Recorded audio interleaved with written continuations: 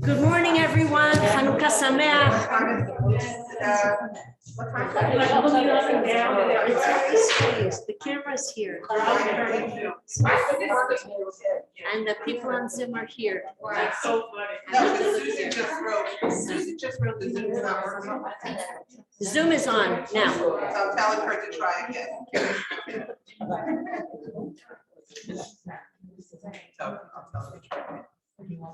Welcome to everyone, Chanukah Sameach, and to those who are joining on Zoom, welcome. To those of you in person,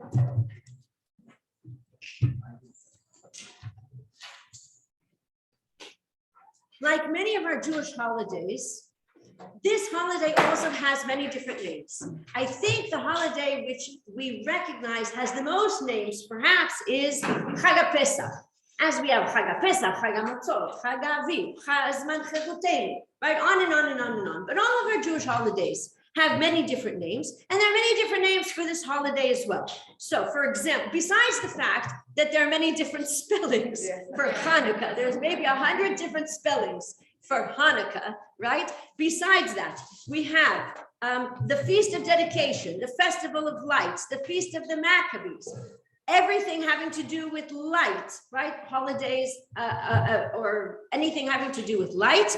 But I would like to suggest a new name for the holiday, calling it the Holiday of Peace.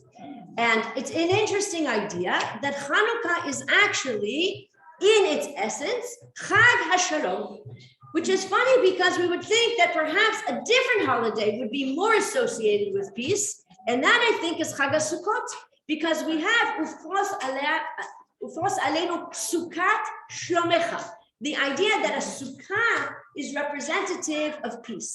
Now, there are a lot of similarities actually between Hanukkah and Sukkot. That will be my shiur next year for the Yom Kippur. In that there's, yes? Susan just wrote, it says it's waiting for the host to start meeting. It's not working. No, it's not working. So I don't know if you want to continue. Yeah. We're 2 years down.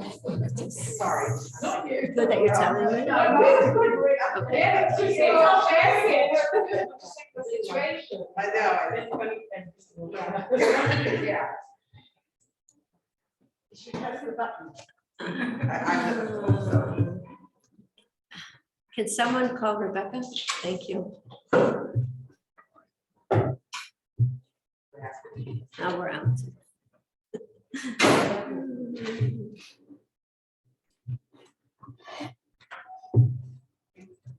Can the people on Zoom hear? Yes? Yes. Maybe new people can't get in? Maybe there's a waiting room. Maybe there's a waiting room. What? Maybe it's our face, just they want to see your face. Move that. No. See, Gina is used to teaching outside. I got in and there wasn't a waiting room for me and I came in 2 minutes ago. I'm not feeling it.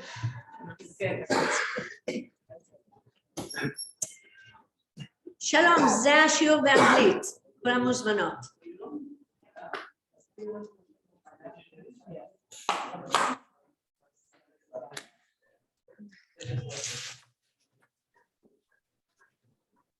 People are saying that new people can't get in. There's no waiting room. I didn't think there's a waiting room.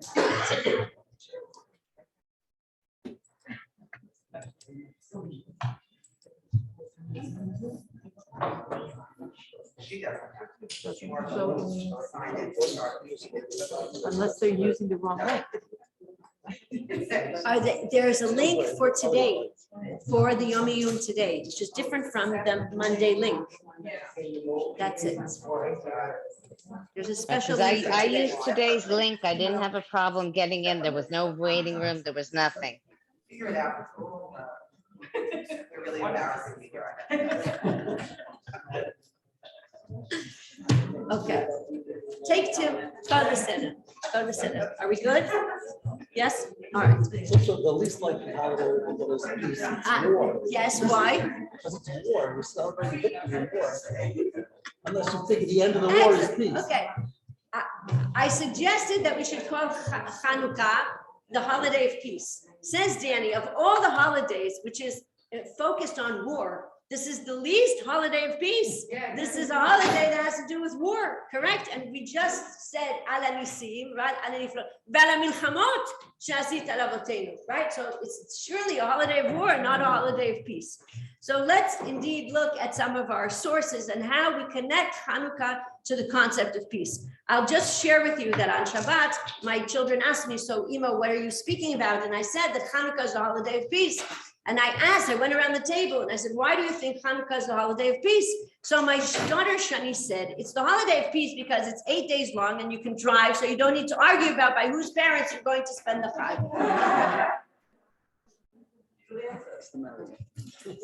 The seminar today is dedicated in memory of Dr. Charles H. Feldman, so may our learning today be Le'ilui Nishmato. The first connection to peace with regard to Chanukah is the connection to Aaron, Aaron HaKohen. Rashi at the beginning of Parshat Balotcha quotes in the name of the Midrash, Lama nismecha Parshat HaMenorah le Parshat HaNesi'im. Why is the Parshat the Menorah adjacent to the Parshat, the dedication offering of the princes? This was our Torah reading, those of you who were here this morning. This was our Torah reading that we just read now. The Parshat HaNesi'im, that each one of the days of the dedication of the Mishkan, one of the princes brings a gift for the dedication ceremony. Because when Aaron saw that the dedication offering of the princes, he felt bad that he was not with them in the dedication, neither he nor his tribe. Aaron felt bad that he was not included in the dedication offering.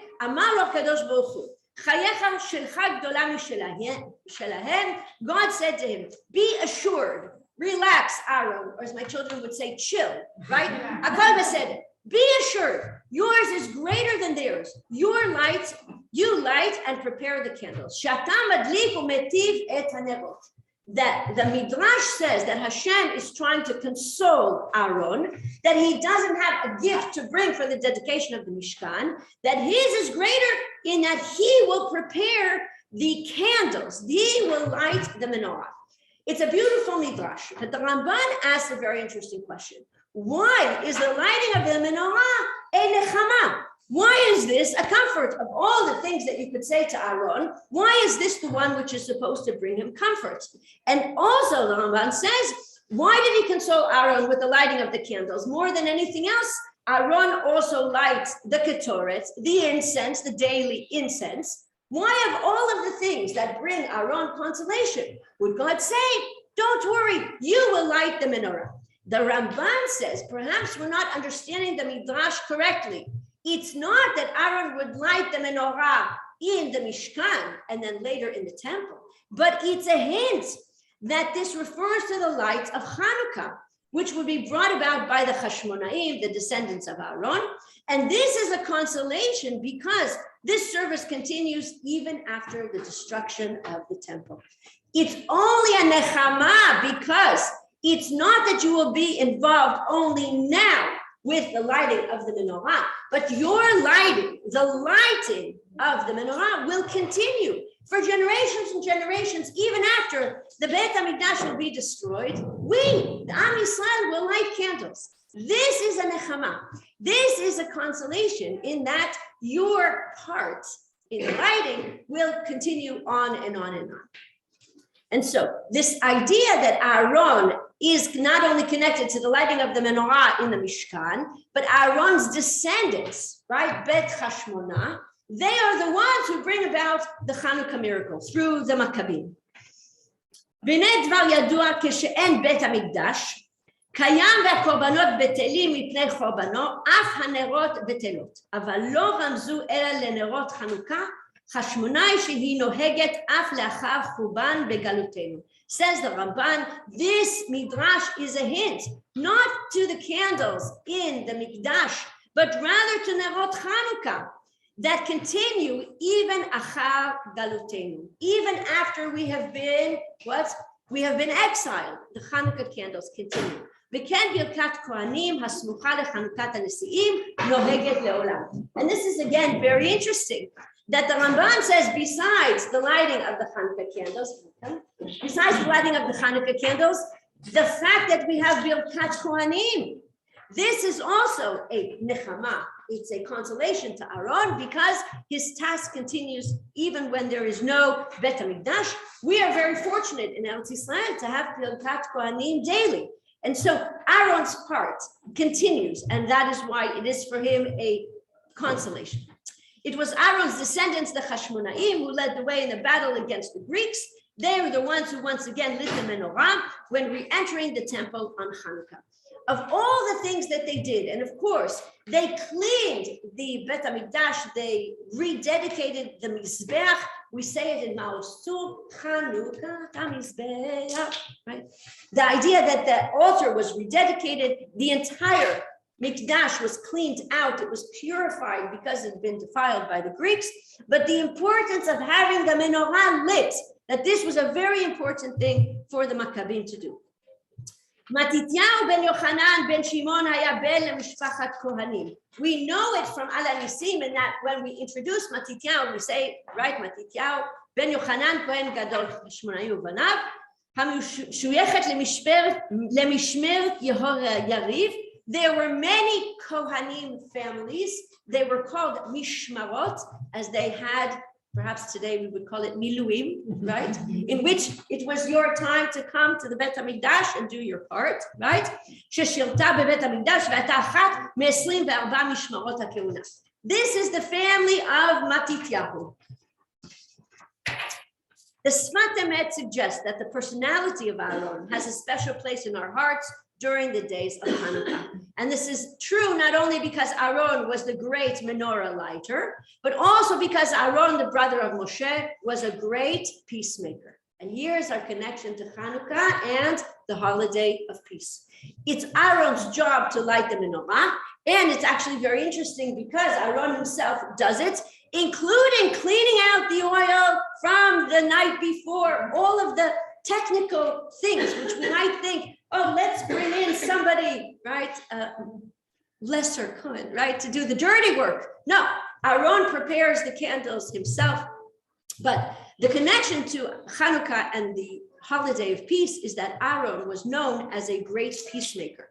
And here we have our connection to Pirkei Avot, as on Monday mornings at 9 o'clock, we're studying Pirkei Avot. We're studying the 48 ways that the Torah is acquired in 48 ways. And every week we've been discussing another one of these character traits. But I wanted very much in our shiur this morning not to disregard Pirkei Avot. And so we have a beautiful Mishnah in the name of Hillel. Hillel v'Shamai kiblu mihem. Hillel omer, Hevei mitamidav shel Aharon, ohev shalom v'rodef shalom, ohev et habriot u'mekarvan laTorah. Hillel says, be of the disciples of Aaron, loving peace and pursuing peace, loving creatures and bringing them closer to Torah. What's amazing about Aaron HaKohen and the concept of what Kehuna represents is that these were holy people, and Aaron specifically, who was a pursuer of peace and a lover of peace. Why is that interesting? It's interesting because in other religions, we think of a holy person being separate from society. I'm going to quote Rabbi Beller, Zichrono Livracha. Rabbi Beller said, it's very easy to be holy in an ashram in Tibet, all alone on a mountain. That's very easy to be holy. But the Torah says, Kedoshim tiyu ki kadosh ani. It's much more challenging to be holy when you live among your fellow men. That's our challenge. Parshas Kedoshim has more mitzvot, ben adam lechavero, than any of the other parshiot. The idea of being holy is engage with your fellow man and be holy. This is our challenge. This is the challenge of Am Yisrael. So the idea that here is the Kohen HaGadol, and what is he? He is Ohev Shalom Ve'rodef Shalom. He engages with people. And the Torah says that when Aaron died, all of Am Yisrael mourned him 30 days. It doesn't say the same with regard to the death of Moshe. They, of course, the Jewish people were sad when Moshe died, but it doesn't say that they cried for him, the entire Jewish people, the way they cried when Aaron died, because Aaron was truly engaged on a daily basis with the Jewish people. He was a lover of peace, But to love peace is one thing, but to be a rodev shalom means that you pursue peace. It means that if there is not peace, you are looking to see how you can create an environment of peace. So on this Mishnah, Hillel says each and every one of us has an obligation to be a student of Aaron. To be a student of Aaron means what? To follow in the path of Aaron. We know it. Why? Because we have people today who call themselves the students of Rav Kook, or the students of Rav Soloveitchik, or the students of. To be a student of means that you follow in their path, in their derech, in their hashkafa. So to be a student of Aaron means that we love peace and we pursue it. But how do we do it? By loving our fellow man. And when we love the briot, our fellow man, we can do something outstanding. We can bring them close to Torah through our love of our fellow man. Says the Bartanura on this Mishnah, be of the disciples of Aaron, loving peace and pursuing peace. They explained in Avot de Rabbi Natan, how did Aaron love peace? When he would see two people quarreling, he would go to each one of them without the knowledge of his fellow, and he would say to him, behold, how your fellow is regretting and afflicting himself that he sinned against you. And he told me that I should come to you so that you will forgive him. And as a result of this, when the two people bumped into each other, they would kiss each other and be reconciled. What is Aaron's plan for making shalom? First, he sees two friends who are fighting. He goes to one and he says, do you know what? Your friend is so sorry. Then he goes to the other person and he says, your friend is so sorry. And then when the two people see each other, they embrace, right? They make shalom. Now, the question we need to ask for this midrash is, did Aaron lie? Here we have the Kohen HaGadol, right? Can we actually assume that the Kohen HaGadol is going around and what? Lying. The Torah says, midvar sheker tilchak, right? How can we understand this? There's two possible ways of understanding what Aaron did. One is, yes, he was lying. He was lying. But what?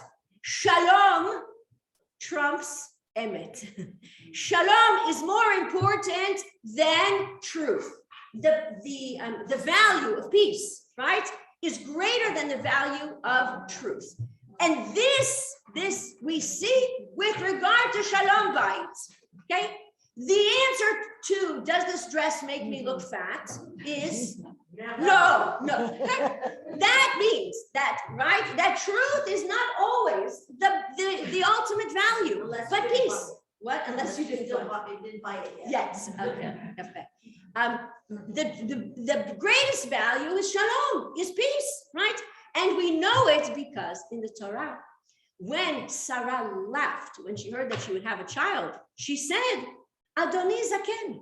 She said, Abraham is old. And when Hashem confronts Sarah, he says, and you said, confronts Abraham, he said, and she said that she was old. She laughed. But Sarah never said that she was old. Sarah said what? That he was old. HaKadosh Baruch Hu, even he changes the words to create shalom bayit. So that's one way of understanding the midrash about Aaron. But the other way of understanding the midrash about Aaron was that Aaron didn't lie. He truly knew that these two friends wanted to reconcile. But it was pride that was keeping them from making that phone call to someone else. And it was pride that said, she should pick up the phone to me. I have been wronged. So I will sit here in my righteous indignation until she gets a little bit of sechel, right? And comes round and apologizes to me, right? We've all been there, right? And so when Aaron goes to one person and says, your friend is truly sorry, and then to the other and says, your friend is truly sorry, what Aaron is facilitating is that the pride can be let down so that people who really want to make shalom can make shalom, right? Because that's what they really want to do. And how would Aaron bring people closer to the Torah? When he would know about someone that had committed a sin, he would befriend him and show him a friendly demeanor. And the man would be embarrassed and say to himself, if that righteous man only knew my evil deeds, how much would he distance himself from me? And as a result of this, that person would change for the better. The Midrash goes on to say, how was Aaron mekarvan la Torah? How did he bring people closer to the Torah? If a person was a sinner, Aaron didn't, what do we, shame him, or what's the Shun. culture now? Cancel. Cancel, thank you. Aaron didn't cancel anybody. Aaron did not cancel anyone. When Aaron saw someone, he approached him, and the person said, what, the Kohen HaGadol is being so friendly, so nice. If only the Kohen HaGadol knew what I did, right? Which meant that by bringing someone close, a person can indeed change their ways. But that's not all that Aaron did. Aaron was the first marriage counselor. Avot Rabbi Natan says, Aaron would sit with husbands and wives who had marital problems, and also with those who had separated due to marital strife. And he would not rest until he did everything he could to make peace between them and to help bring them back together. Now, I think it's a beautiful concept that Aaron was a marriage counselor. First of all, it shows that none of our Chachamim ever thought for a moment that marriage was easy. And therefore, even Bnei Yisrael Bamidbar are going to have issues, and they need to have someone that they can consult with. Who was this person? It was Aaron HaKohen. And what would Aaron do when spouses were quarreling? Says the Midrash, Kala Rabati, when Aaron heard of a husband and a wife who had quarreled, he would go to the husband and say to him, I have come because I heard that you have quarreled with your wife. Should you divorce her? It is doubtful whether you will find another like her or not. And further, should you find another and quarrel with her, the first thing she'll say to you is, you must have behaved in a like manner towards your first wife. What is Aaron's, again, strategy or tactic? First of all, he says to the husband, right? I understand that you've quarreled with your wife, but actually, first of all, do you realize what a catch, what a neches you have, right? That's number one. But number two in his strategy is that he says, and if you divorce her and find another wife, if that is the case, and you quarrel with her, do you know what your second wife will say? Surely you behaved in this manner towards your first wife. What the Midrash is hinting at here, and this is the beauty of the knowledge of Aaron, is that he's actually saying, until you deal with your own issues, your next relationships are going to have the very same issues. If you think things will be better with another woman, well, you're wrong. Until you deal with what's wrong and improve yourself now, right? Then, right, you can move to a different relationship, but recognize, right, that a marriage is two people together. The Midrash says that when Aaron died, there were many young men named after Aaron that followed his beard. They were the children that were born after the counseling with Aaron.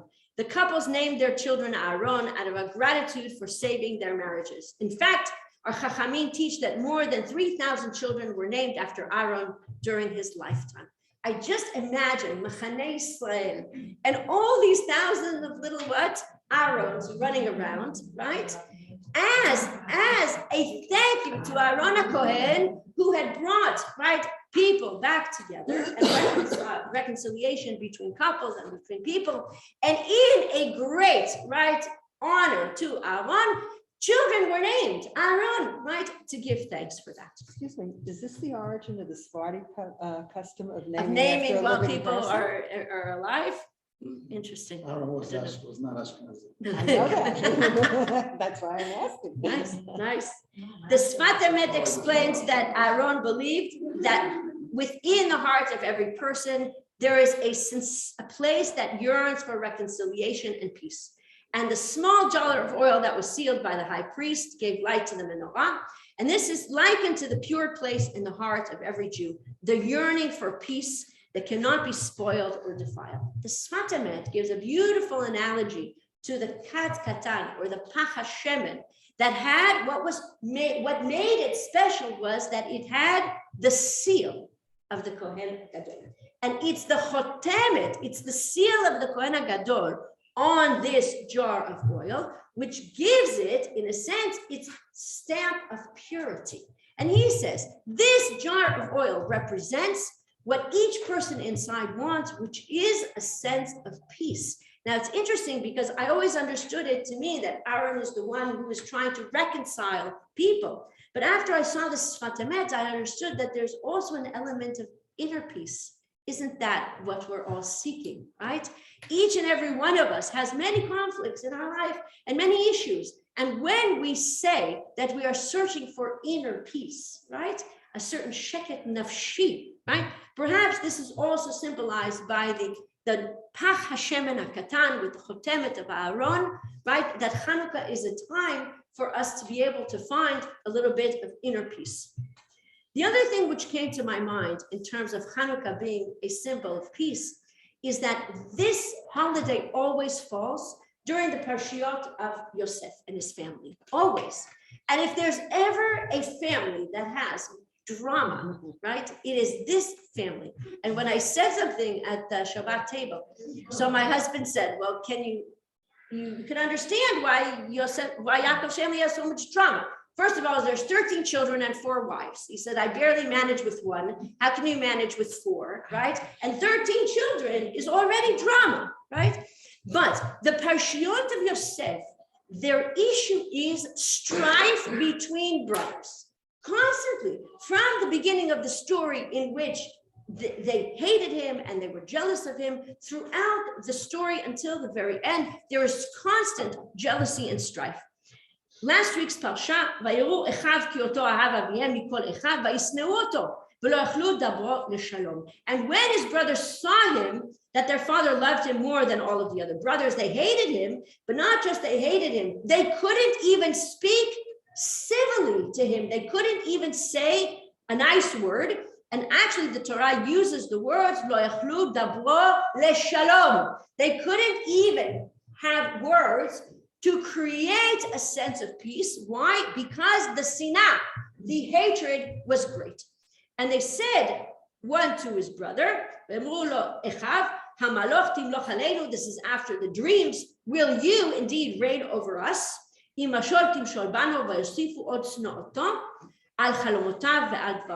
they hated him even more. If we thought they couldn't hate him even more, as a result of the telling of the dreams, they hated him even more for his dreams and for his words.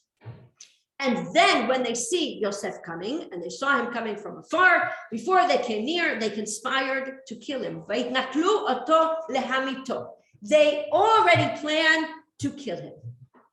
Says the Gemara in Masechet Shabbat, if not for the senseless enmity between Yosef and his brothers, Yosef would not have been sold into slavery, and the children of Israel would not have been enslaved there for 400 years.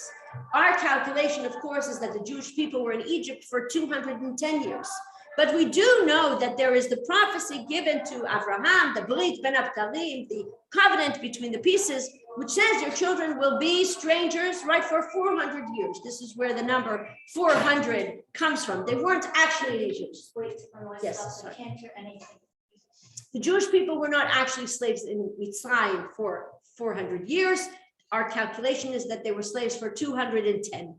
But there is the statement in the covenant between the pieces that the Jewish people would be be'eretz lo lahem, they would be strangers in a strange land for 400 years. And so the jealousy of Yosef and his brothers then leads Yaakov and his family to go down to Egypt. And then a result of that is then Avdut Mitzrayim, the slavery.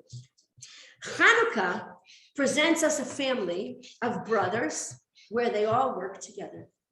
And I thought, how wonderful that at the same time that we're reading Parshiot Shavua, in which brothers cannot get along and there is strife and there is conflict, we have the Maccabees, which is a family of 5 brothers.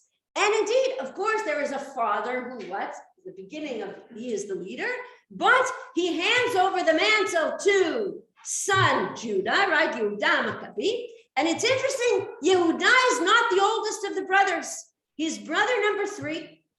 But the father sees in him perhaps the charisma or the ability to rally people together and gives him the role to be the leader. And the other brothers, not like into the Joseph story, right? They accept the leadership of Yehuda. And that again is a wonderful tikkun to the parshiot that we're reading. Here we have brothers that are working together, a holiday that represents peace by the fact that a family knows, right, how to properly work together. Matityahu had 5 sons, Shimon, Yochanan, Yehuda, Elazar, and Yonatan. Though Matityahu's valor provided the initial spark for the revolt against the Greeks, he died shortly after the rebellion began, and the mantle of leadership is passed on to his son, Yehuda.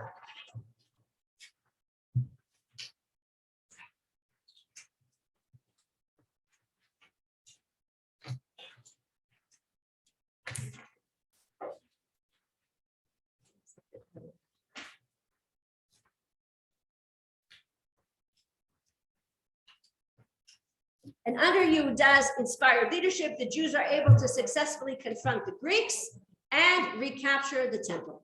So, Mishpachto shel Matityahu, we said, is the family of Kohanim Yehoyariv from Olei Bavel B'tkuvat Shivat Zion. And in this family, there are 5 sons. Now, what's interesting is that each one of the sons has a nickname, but it's not just a nickname. It's somehow their strength. I don't know, you're gonna laugh, but it's like every one of the superheroes. Each one of the superheroes has like each one of the 5 sons has a name. Each one has a name. So look at the Hebrew. It says, Chamisha banim hayu leMatityahu, Yochanan Hagdi, Shimon HaTrasi, Yehuda HaMakabi, Elazar HaChomri, VeYonatan HaVafsi. Each son has a name that goes with him. And obviously, it's not just a nickname, it's a superpower. Thank you, Sylvia. It's their strength. It's their strength. And I'll tell you something. Yehuda HaMakabi in Sefer HaMakabim is written with a kuf and not written with a kaf. We like to say that Maccabi is reminiscent of the cry of Shevet Levi, Mi kamocha be'elim Hashem, who come and join me, right? Those who are loyal to God. The original Maccabi is written with a kuf, and it means the hammer, like Thor, okay? Yehuda Maccabi is Yehuda the hammer. That's his name. That's his name. And this is why his father gives him over what? The leadership to be the leader of the group. Yehuda is the leader, although he is not the oldest. Again, very interesting, because we do have a similar story among Yaakov's children in which we have Levi being an outstanding person. We have Yehuda being outstanding, and this is not necessarily the Bechor, not necessarily the oldest. The story of Elazar, which appears in Sefer Maccabim, is that he endangered his life by attacking an elephant and thrusting a spear into its belly, and the elephant collapses upon Elazar, killing him in battle. It's a story of great gvura, of great courage, and it seems that a very important military general is riding upon this elephant, right? How they brought elephants to Eretz Yisrael across, right? But and he underneath stabs the elephant, killing himself in battle. Yonatan is the youngest of the 5 sons, and he is known as the diplomat. After Yehuda was killed in battle, Yonatan succeeded him and negotiated peace with the Syrian general Bachides in exchange for war prisoners. And as the book of Maccabee tells us, the sword ceased in Israel for 5 years. Interesting, each one of the 5 brothers has a strength, has a tchuna, has a certain quality, which is their strength. And we have no other word for it in English, but in Hebrew we say mefalgenim, right? It comes from Yiddish, actually, right? Falgenigen. To be able to recognize each other's strengths and work together as a team. This again is reminiscent, since we mentioned Aaron, of Moshe, Aaron, and Miriam. This is the first time we have in the Torah siblings that actually know how to work together.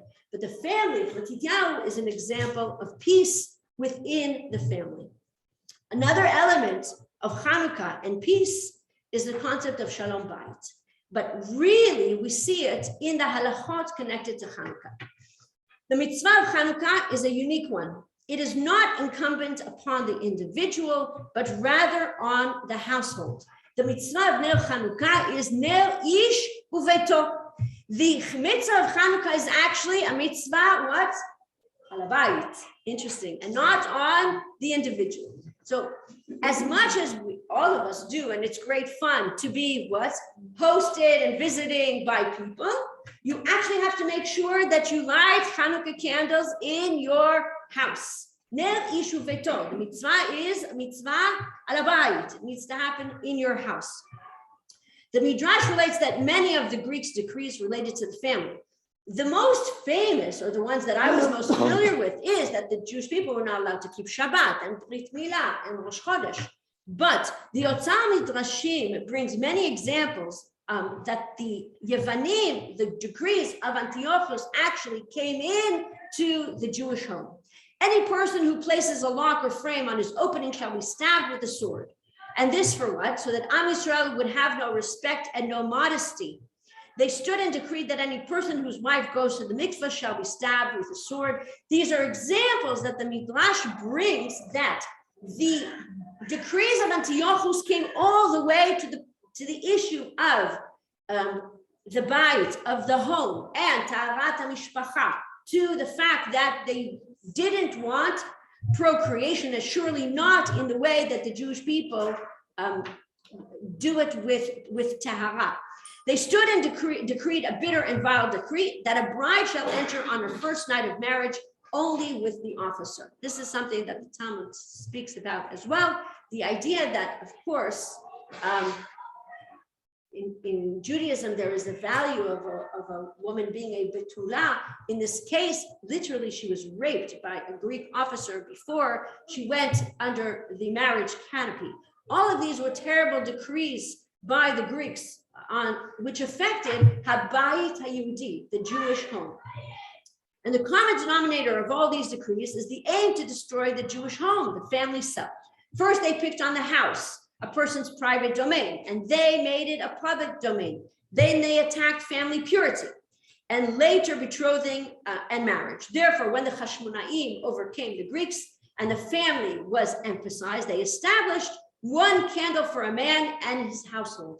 Ner ish uveito. We are going to celebrate the importance of Habayit HaYehudi, the Jewish home, and the values that it represents. And the truth is, of course, we understand the importance of publicizing the miracle out, but there is also an issue of publicizing the miracle in the home, right? That's important as well. The halacha is at the entrance to his house on the outside. Rashi's opinion is that the mitzvah is at the entrance to the house and not at the entrance of the courtyard that faces the public domain, because the obligation is on the house, the mitzvah alabayit. There is an emphasis on the entrance of the house because the entire victory was about maintaining a family cell that is within the house. The idea that Merot Chanukah, the Chanukah miracle, comes to emphasize Habayit HaYehudi, the importance of the Jewish home. Ner ish uveto. Chanukah candles are meant to be lit in the home. Now, again, it's interesting because we have this, again, perhaps a conflict, but we're supposed to publicize the miracle. We are supposed to light towards the outside, right? Except there is two things that go on here simultaneously. One is Pirsum Hanes Klepei Chutz, and one is Pirsum Hanes inside the home. And so, if there is a situation in which it's very late at night and you have still didn't light Chanukah candles, and there are no more people, right? The halacha is until there are people walking in the marketplace. Now, what's interesting about until there are people walking in the marketplace depends on where you live. That's the truth, okay? Rehov Achuza, okay, 10 o'clock. Oh, big city, 10 o'clock. Tel Aviv, 1 o'clock in the morning, surely. There are people on and about, okay? If you live in a yeshuv, everyone closes their doors, is inside at 8 o'clock. That's it, nobody's walking around. Depends on where you live. But let's say there really are no more people walking around in the streets, but there is Ben Abayit. There are people in the house who are still awake. I have done my Pirsum Hanes. I have done it because I light candles, and there are what? There are people in the home who are there and present to see. And that's also considered Pirsum Hanes. It doesn't only have to be towards the street. There's Pirsum Hanes inside the home as well. Now, whether or not your family member will be happy that you wake them up, right, at 2 o'clock in the morning, I need you to see my Chanukah candles, right? I don't know. But the idea, of course, ideally is that there will be people around. But again, there's Pirsum Hanes b'toch habayit as well. And of course, we also know that at different times in Jewish history, the lighting outside depended on the situation. That's the truth. For many, many time periods throughout Jewish history, Jews were afraid to light in the window. And so, Pirsum Hanes b'toch habayit was what you could do. And that's what you did, because lefarsem klapei chutz was simply too dangerous and too scary and too frightening. Although people knew that there was a tremendous value in publicizing the Chanukah miracle, it was simply too dangerous to do it. And therefore, the Chanukah moved in, right, into the home. And that was important as well. Now, we have a wonderful luxury that we can actually do both, right? We can lefarsem lebnei habayit, and we can also lefarsem klapei chutz. I have to say that it used to be a big thing that you would go to Jerusalem to see the Chanukiot outside. Last night, I drove around Ra'anana. What can I tell you? There's no reason to go anywhere else. Amazing.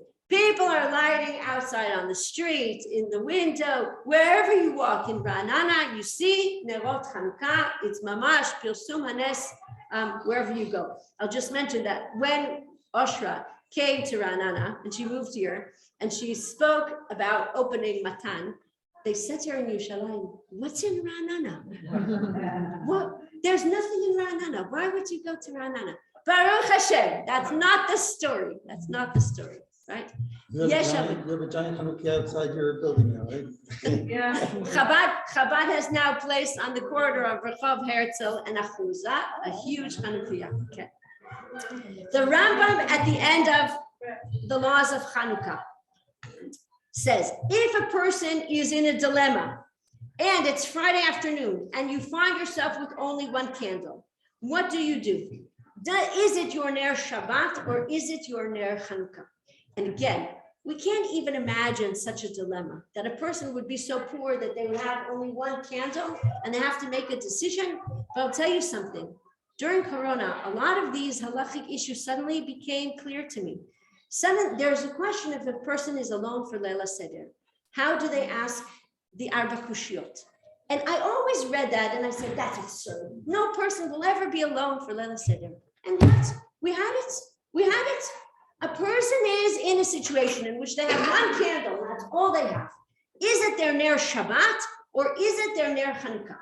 And I think our logic would say it should be Ner Chanukah. Why? Because Ner Chanukah comes around once a year. But Shabbat, what? Every week. So if I don't like this Shabbat, what? Next Shabbos, I'll light. No, the Rambam says, when you find yourself in that dilemma, regarding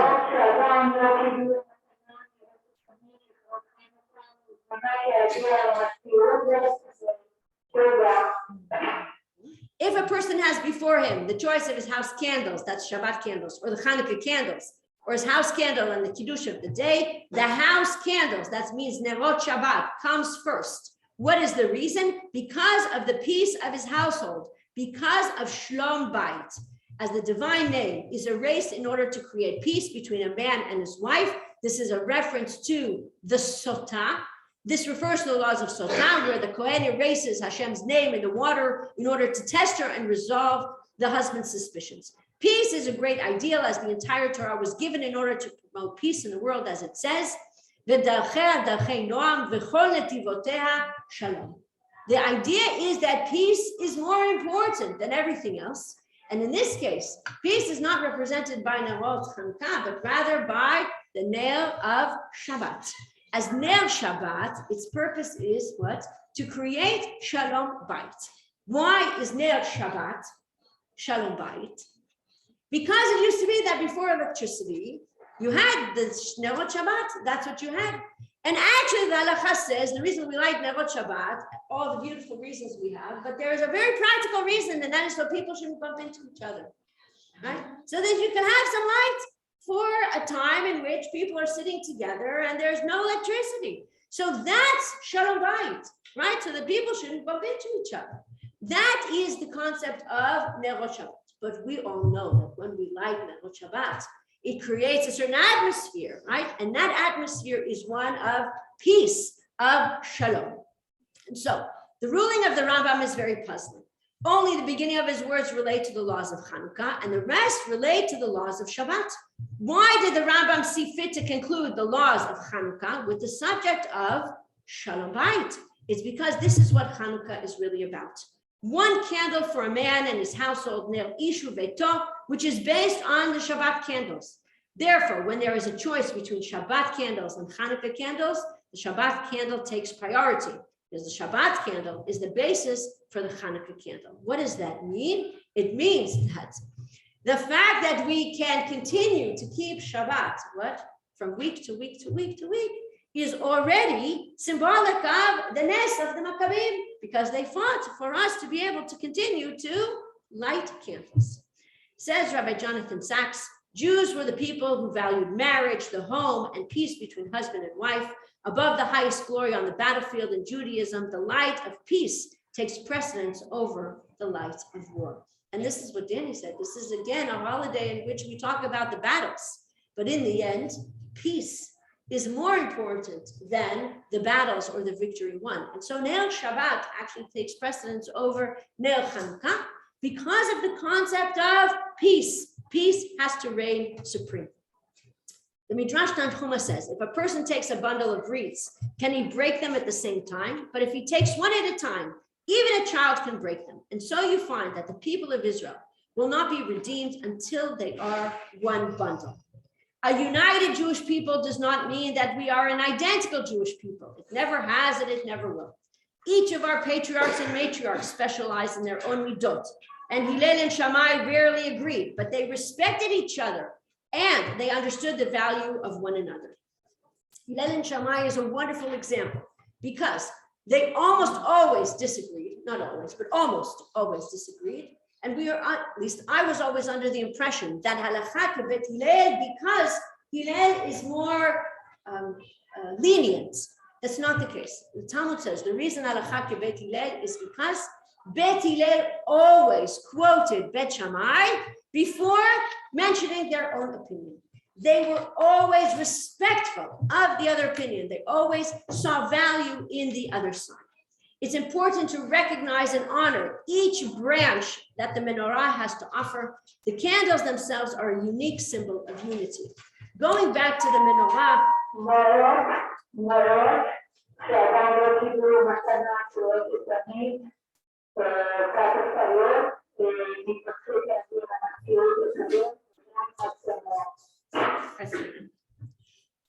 the menorah in the Bet HaMikdash and in the Mishkan was made miksha achat. It's one solid piece of gold. And from it come out the Sheva Kanim. This is the concept of Shalom, that we all recognize that we are more similar than different. And yet there is a place for individuality and each branch having its own way. As long as the branches, like the menorah, all face towards the center. We have a common goal. The menorah represents the idea that we all are together, and yet there's place for each individual light in the concept of unity. When we say the bracha, we say Ladlik Ner Shel Chanukah. And the more appropriate blessing, or perhaps the more grammatically correct blessing would be what? Ladlik Nerot Chanukah. The first night we would bless Ladlik Ner. But even then we have a shamash, right? But every single night we bless in the singular. We say Ladlik Ner Shel Chanukah. So on a straightforward level, you could answer that we make a blessing on the basic requirement, which is one light per household per night, regardless of which night of Chanukah it is. And this is the basic halakha. as we said, Ner Ishu Veto, really the mitzvah of Ner Chanukah is that each person, each household lights one candle every night. That's the mitzvah. But of course, we have the custom of adding every night another candle. And this is actually the opinion of Mehadrin min HaMehadrin. Those who want to go above and beyond, right, to make the mitzvah exceptionally beautiful, which I love it. That fact that each and every one of us can say on Chanukah, I'm Mehadrin. I'm Mehadrin, right? Everyone is Mehadrin on Chanukah. I don't know anyone who isn't Mehadrin on Chanukah, right? We all, each night, add another light. But Rav Kook says something beautiful about why we say Le'adlik Ner Shel Chanukah in the singular. Rav Kook addresses his commentary in Olat HaRaya, and he says, Chanukah depicts all the sources of light that need to radiate in the nation. The light of Torah, the light of prophecy, the light of wisdom, the light of justice, the light of courage, the light of joy, the love of kindness, the light of love. However, prior to the realization of the supreme purpose of life, these many individual lights appear to us as if they are separate matters. However, the distinctions will not last forever, for as long as there are arguments, holiness cannot be established in the world. The essence of this blessing is the blessing for peace, and it will be fulfilled in the future when the realization is clear to all, that all the individual lights are really one light. Therefore, the Chanukah blessing does not mention lights in the plural. It focuses on attention on what will be in the future, lehadlik ner shel Chanukah, in which we recognize that although we are different, we are all one. We all come from the same source. Well, each of these individual lights has an important role to play. They can also become a source of conflict as they compete for significance and superiority. In truth, however, all the individual lights are really one light. From a spiritual perspective, all these important values originate from a single source and are destined to reunite in harmonious unity. The Chanukiah, when we look at it, and although we have different candles, our bracha that we say is Le'adlik Ner Shel Chanukah. It's a recognition that although there are many candles, there is a sense of unity. They all derive from the one source of light. There is a oneness. There is a menorah, which is made from mikshah chat, which is one solid piece of gold. There's a place for everyone, all of us, but we are strongest when we recognize that we need to be united, and indeed we are one, and we seek for peace. In Sefer HaToda'ah, Eliyahu Kitov writes, among the Sephardic communities in Jerusalem, there is a long-standing custom of gathering for special meals on the night of Chanukah, which is interesting. Why? Because in Chag HaPurim, we have Seudat Purim. We actually have a mitzvah to have a Seudah. And on Chanukah, there is no such mitzvah. There isn't a mitzvah to actually sit and have a meal. If you eat bread, you add, right, ala nisim, but there is no mitzvah of seudat Chanukah. But he says in Jerusalem, there was a long-standing tradition, especially in the Sephardic communities, of coming together for a meal on Chanukah, and friends who quarreled during the year were reconciled at these meals. The idea that Chanukah was known to be a time for people to what? To come together. People who had previously been feuding, or people who had, my South African students taught me the word ferribble, right? People who had a ferribble, who had a broiges, suddenly on what? On Chanukah, made a plan to what? To come together, right? To make peace. The Midrash asks, what does Ohev Shalom mean? It means that we should bring harmony between each and every person, just as Aaron tried to bring harmony. Throughout their history, the Jewish people are only successful and powerful when we have unity. Although there are Orthodox, conservative, and Reform synagogues and prayer books and conversions, you don't have to choose between an Orthodox, conservative, or Reform Chanukiah. That is one thing what we all agree on. It's all the same. We all come from one source of light. I just want to end with this beautiful idea from the book Daven Your Age by Rabbi Yoshua Grunstein. And he says at the end of the Amidah, when we say the words Oseh Shalom B'Vomav, you know what we do? We take 3 steps back. And he says The opinion is, of course, that when we leave from Kedusha, when we leave the presence of God, we take 3 steps back, just as we took 3 steps forward when we approach the king. So when we leave the king, we take 3 steps back.